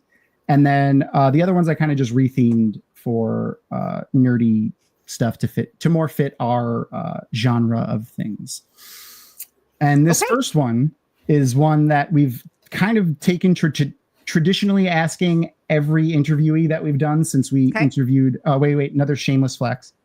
Since we interviewed Rafe Judkins, showrunner for Wheel of Time and head writer for both seasons of Wheel of Time. We asked him this question, he loved it, and had an immediate answer right off the bat. And he didn't prepare for any of the questions, which was interesting. I was like, do you want us to send these questions to you early? He's like, no, I trust you guys. And I'm like, we're doing this live, Rafe. Skeeter's still here. He's so ill. He's still here. You just don't see him. Yeah. Skeeter is backstage so that when I edit this, it's easier Skeeter for me is to edit. hiding. He's in IEL and he's here. We just don't see him. We just can't see him. Yeah, that's true. Exactly. He's there. You don't see him. Read chat, Tom. Oh my gosh. I have other people to read chat for me. I have so many things going on. My ADHD does not like it. All right. You want to start us off, Crystal? Yes. What is your favorite dinosaur? Stegosaurus. Okay. Can I ask why? Because he's vegan, first of all. He's plant-eating dinosaur. Okay. I'm a plant-eating person. And he has like the big mace tail to defend himself. Fair. Fun fact about Stegosaurus. Oh my god. I'm not sure which way it goes. I'm not sure which one's older, but the distance between Stegosaurus and Tyrannosaurus in like when they occurred in the timeline of Earth is less than greater than the distance between the Tyrannosaurus and the cell phone. So I guess Tyrannosaurus was after Stegosaurus. Stegosaurus is older than Tyrannosaurus. Okay. But yeah, they did not walk the Earth at the same time. So a land before time is not correct. Correct. Stop it. Yes, That it is is. I love it. Ducky should have been my favorite dinosaur. Ducky. Oh God, that's dinosaur. I changed my mind. It's Ducky. Don't Google anything about her ever. I know. It's so It's the sad. saddest thing ever. It's so Anyway, sad. Beth, what is your favorite word? Hullabaloo. That is a fantastic word. I love that word. Okay. Yeah, we can cause quite the hullabaloo. That's like an onomatopoeia type word. Well, and can I tell you where I first heard the word hullabaloo? Shoot. So picture this. Way back in the day, you get a record player for your birthday. Mm.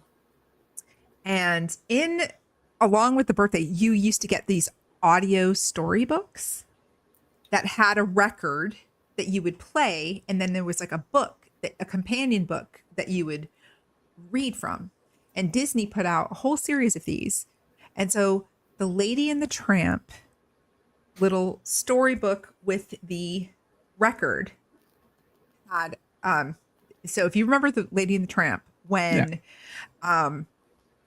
Lady gets taken and she's getting taken to the pound, and then Tramp kind of rescues her, like she's in the cart with the horses and the cart gets overturned and they escape together.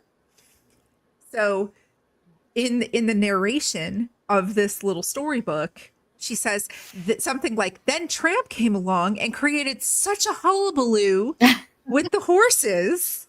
Like, that's the first time I ever heard the word hullabaloo, and now I just absolutely love it. That is a fantastic word. Hullabaloo. Yeah. You can't say that and be angry. I mean, You just can't. It is a happy word. All right. Well, what is your least favorite word? Can you guess?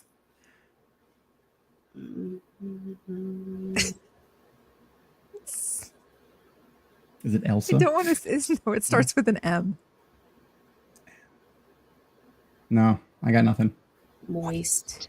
Oh, okay, yeah. That is a lot of people. That is a lot of people's favorite, least favorite word. It's just ick. It's just an icky. It does make an sense. It icky gives word. me the ick, as the youngins say. It gives me the ick. Yeah, no. Yeah. Every Thanksgiving since I've taken over cooking, at one point in time when looking at the turkey, just to fuck with me, my dad will be like, "Oh, do you think this turkey's going to be moist? Moist Like, and juicy. Stop it." Now I'm not going to eat it. Anyway, yeah. My turkey's always juicy because I brine it. I brine it.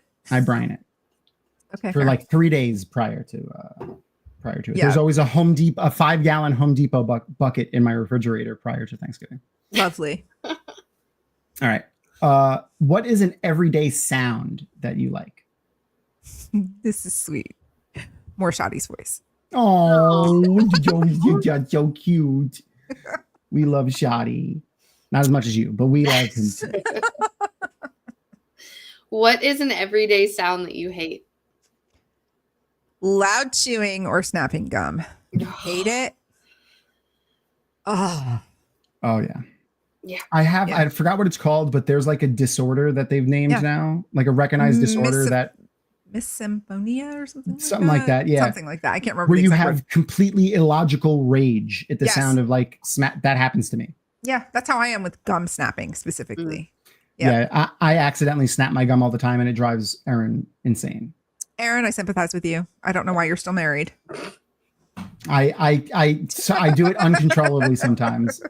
It's especially bad if I do it in the car and she's driving, because then she like. Oh my god, jumps. is she white knuckling the steering wheel in rage?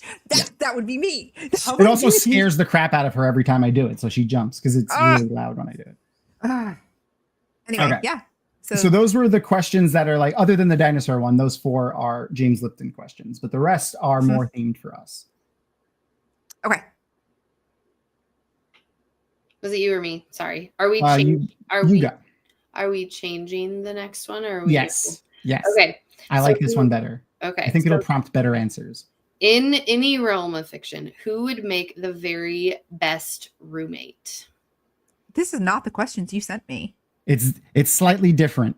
We might have had it's a game time decision. Yeah.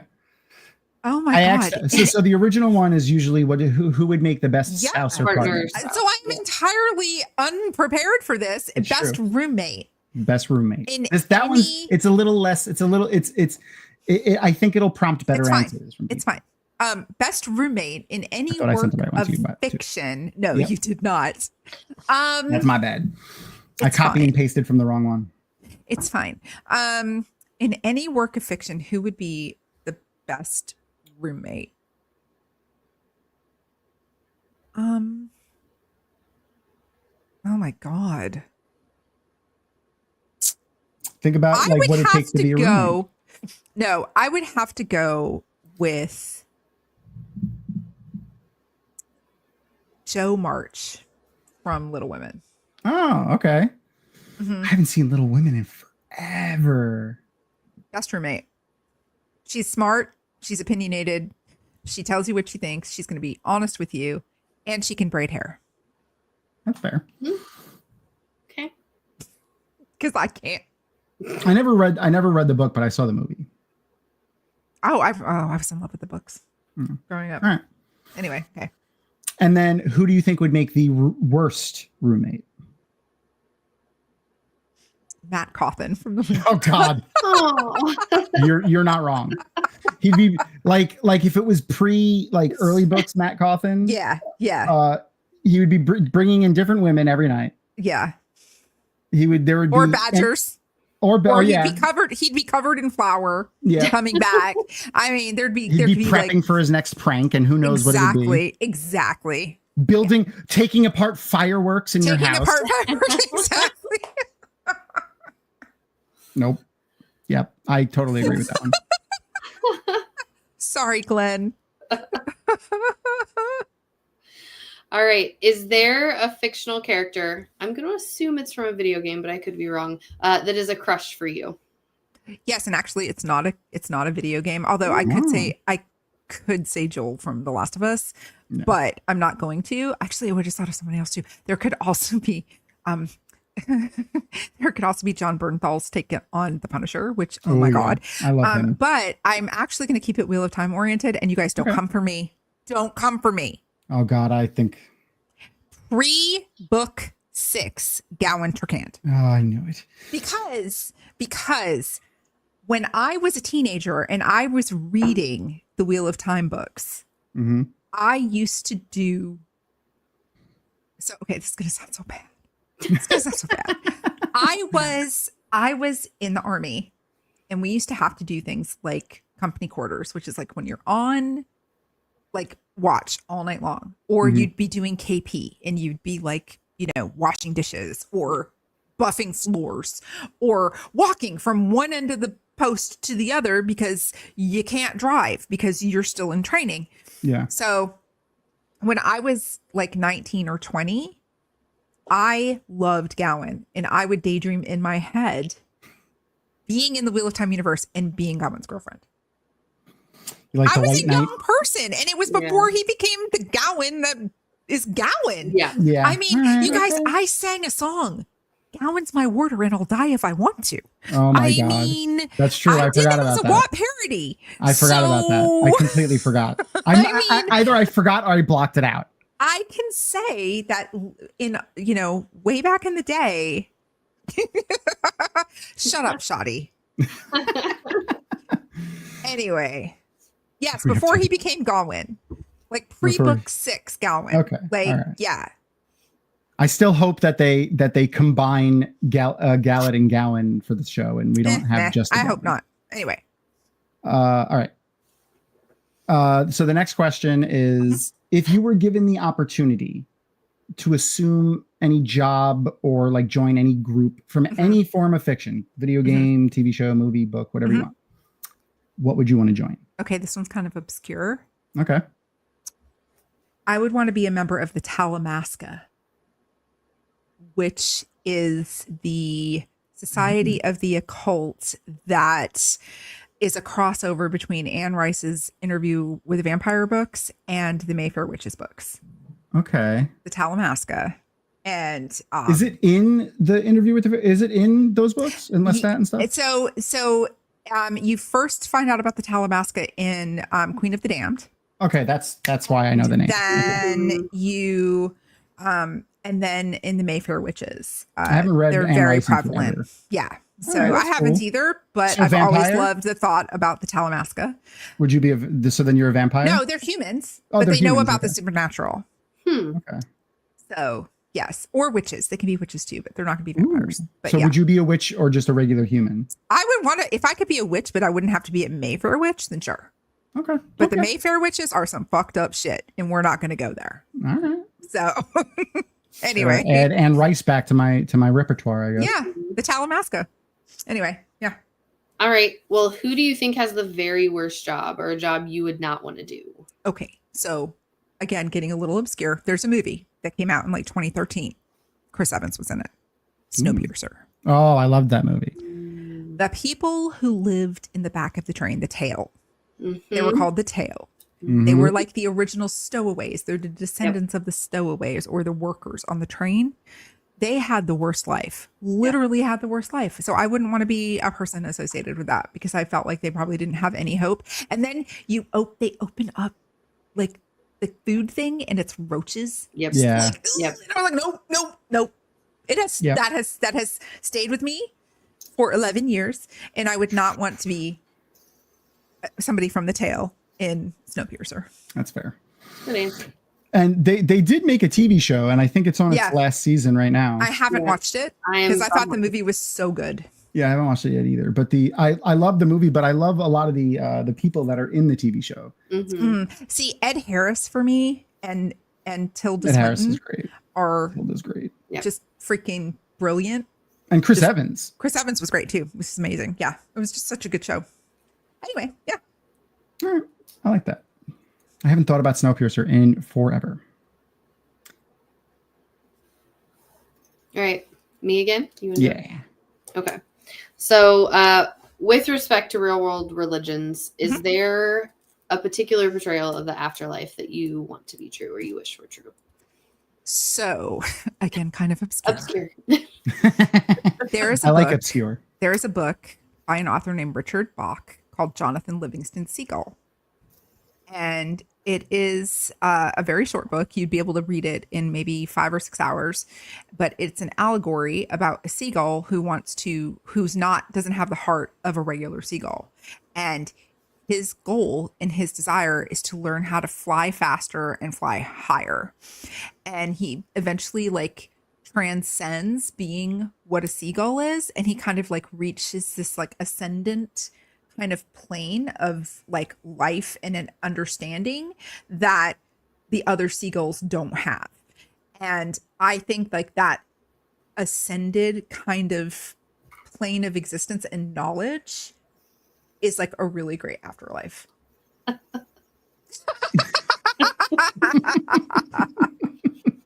Anyway, Jonathan Livingston Seagull is one of those books that when you read it, like I read it for the first time when I was like 14 and I got a lot out of it. I just loved it. It resonated with me. And then I read it again when I was like 25 and I had like my first heartbreak. I was a single mom. Life was like hard. And then, every time you read it, you just have more life experience and it resonates with you in a different way. It's really the perfect book. It's just beautiful. It's simple, but it really, really, really has just a beautiful message. So if you have never read Jonathan Livingston Seagull from Richard Bach, I would highly recommend getting a print copy because there are photos in it. But it's so good. It's beautiful. It's timeless. It's just such a great book. Awesome. Okay. I like that. Yeah. Speaking of ascending. Mhm. Yay! Hey, Skeeter. Oh! I brought you back in. You're muted, by the way.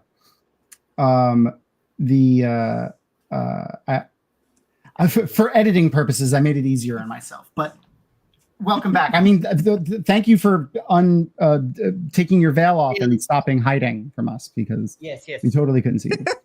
Well, I needed to come back out of hiding to provide a little bit of commentary here. Like, I do have to add that as opposed to the chat, like obviously Thom hasn't watched my answers to these questions, but Ducky was actually my answer to question number 1. Oh, that's fantastic! I love that. That's wonderful. I'm gonna see your interview when I clip because what I'm gonna do soon as I remember and then have the spoons to do it is clip all of the little inside the Dragonmount Studios interviews that we do and make like just a reel of those. But so I'm gonna watch them all eventually.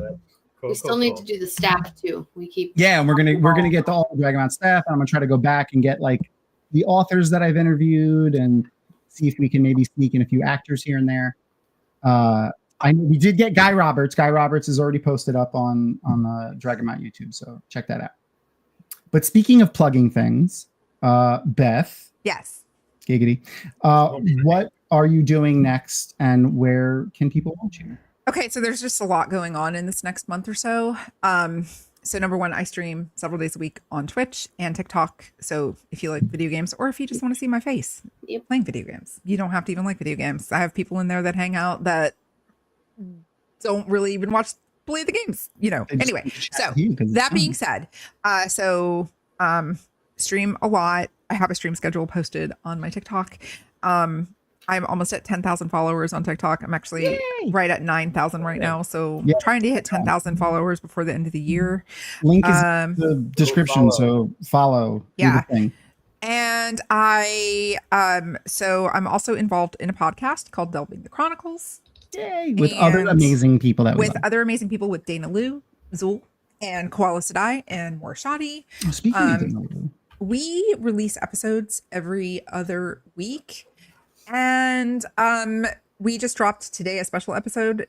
We got together with Lauren from Unraveling the Pattern to get some insight into the holiday special of the What Idol Holiday Edition that will be coming out. So if you want some information on that, then please tune in to listen. You can find that on any podcast medium of your choice. And I will be on two different installments of What a Holiday at the end of this month. I'll be doing more Wheel of Shenanigans with Rebecca. If you guys watched that last year, we basically will take a scene from the show and randomize it and put it on a wheel. And then we had like a mood, like a telenovela or a High School Musical or operatic rock. I love it. And we act out the scene. If you need any improv. films for that, I volunteer as tribute. And then I will also be doing a segment with my co-hosts from Delving the Chronicles. And yeah, so it's gonna be a really awesome month. There's a lot going on. I'm also probably planning a 24-hour live stream subathon for my birthday at the end of this month. So yeah, there's a lot coming down, but I will have that posted out on all of my socials. And I just recently joined Blue Sky, so that's also in my link tree. Yeah. I would love some followers. And so did we, which is also on our in our link tree and stuff like that. So go and follow us over on Blue Sky, because I'm pretty sure we'll be leaving the Bird app soon. What about you, Skeeter? Are you doing any watchonary stuff or things? Yeah, not until What a Holiday. We looked for this month because that's at the end of the month. But yeah, so I will be on What a Holiday for watchonary as usual. Yay! Possibly another stream or two. I have no idea at this point. Usually I get roped into one thing or another as it gets closer. So well, stop being so fun to have around. Yeah. Also, I forgot to mention Way of the Leaf every Sunday night at 7 o'clock Eastern, 6 o'clock. There you go. Yeah. So there you go. That's the thing. The tavern talk. I to mention tavern talk because it's just such a regular in my, wheelhouse. Like, yes, and we love Leafcast. They're chaos. My Felt brothers. The Felt brothers, yes. They're just chaos. They're amazing. Anyway, sorry, Peter, didn't mean to interrupt. You mentioned watchonary, and I was like, oh fuck. I forgot. All right, other things that I also do. Right. Which I forget half the time anyways. I don't think I have anything else upcoming except maybe another appearance on this show. I was recently on here with Tom and Light Blinded Fool, who's in the audience, like on Saturday on another show. Yeah. So feel free to go back and watch that on Tavern's Tavern. We did some drunken spelling action. Drunken spelling bee. And I spelled things better. I think it was the drinking that made me spell things better. You don't worry about it as much. You don't worry about it wrong. That's exactly right. Like, I usually get so anxious when I start spelling things because I'm so bad at it. Yeah. No, but the 4 or 5 shots of Tito's that I did while we were doing it really it definitely improved something. Yeah.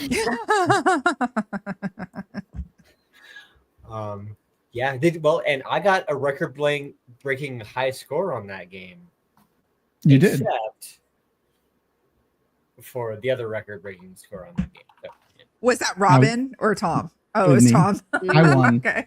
I won because I stole the final word from Robin. I don't remember what his final word was. Was it Miran Arenel? I think it was Lanfear's real name, Miran Arenel. I spelled that correctly, and I only knew how to spell that like exactly because that is Erin's. Whenever Erin, my wife, makes a character in a game, she always names her Miran or some version of her last name, or both first and last name. So it's easy for me to know that name. So basically, you cheated. Yeah. Okay. Basically. Yeah. And I also knew Mahelinar, Perrin's hammer, because you can't see the plaque I made, but you could see like a little piece of like yellow underneath the hammer. I quite literally carved the name into a piece of wood. Of course you did. So and I know how to spell. Everyone that Tom was like, "Oh, this is easy." Yeah, obviously I know this. I'm like, that's easy. Okay, I would have filled that. Well, listen, I've been reading Wheel of Time. I've read and reread the books so much, like the physical books, so many times. I've been reading it for like 22 years at this point, 21 years at this point. Which is what I did for the first like 15 years, but for the last like 10 years, I've been doing audiobooks. So it's same. I would not be able to be on Tavern. Actually, Tavern asked me to be on his show later this month, and I was like, or next month, and I'm like, I'm sorry, I am traveling to go visit Chadi. He's like, well, you could do it on the plane. I was like, no. Come on, where's your sense of I could, but I'm not going to. Not going to. Anyway, that's fine. So that would be a terrible experience trying to do drunk spelling bee on a plane with trying to stream on a plane. Wi-Fi? But also like that it would be like rude, I feel like a little bit. Yeah, like to try to like do that on a plane. Yeah, for real. But I will post I got a link here to Tavaren's YouTube channel. I'll put in chat so you guys can go watch his stuff because he's also fantastic and I love him. We're going to try to do something in person at some point because he lives not very far from me. So that's great. I'm going to go see him. Yeah, we're going to try to get together all of the Florida Wheel of Time peeps at some point and do something. Yeah, I am a noob comparatively. You're all right. You're right. All right. Anywho's, thank you guys for coming and hanging out. Thank you for having us. Always. And just to remind everybody, our guest next week will be Ashley Chappell. If you look her up on you can find her books all over the place. She's fantastic. And again, also her day job works at NASA. So think of some fun questions to ask her about, current NASA stuff. I think she works on the administrative side of things, but she is like also incredibly smart and knows a lot of fun stuff. I've talked to her about NASA stuff every time.